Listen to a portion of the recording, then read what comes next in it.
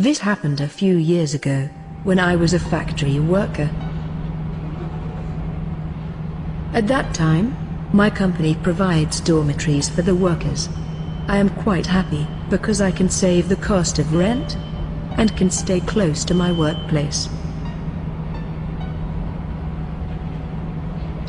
One night, when I got off work, I was planning to go to a grocery store near the factory.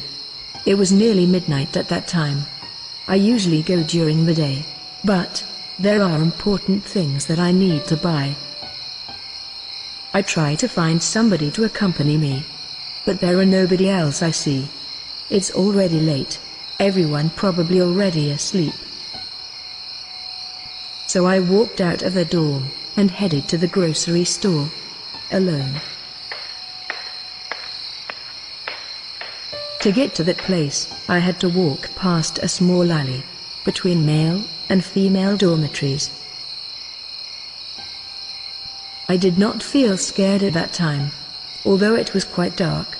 Only one light, and it was right at the end of the alley.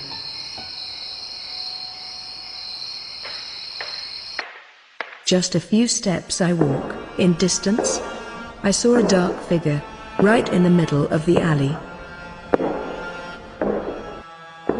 I thought it was my friend, so I called him.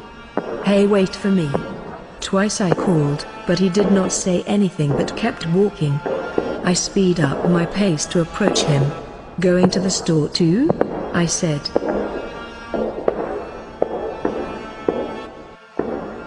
Instead answering back, he kept walking away. And that time I noticed, he's like carrying something in his hand.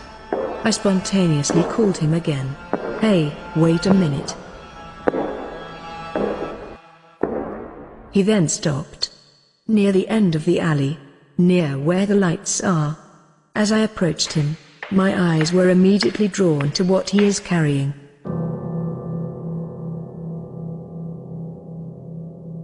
Oh God! It turned out that he was carrying a human head. I started to shiver. My heart was pounding. In my mind I thought this was the end of my life, because I met a crazy killer. Just as I was preparing to run, that figure then walked right under the lights. I could see him clearly now. I was speechless, could not shout or run. My mouth like locked by something, and my legs felt very heavy. It turns out that the head he was carrying was his own.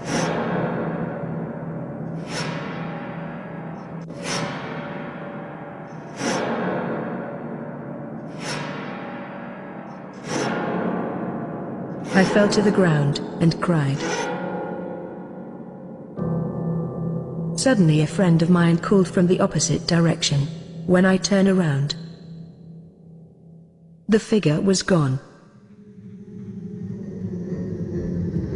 I stood up and ran into the dorm, crying on the way. I will never forget that moment in that alley.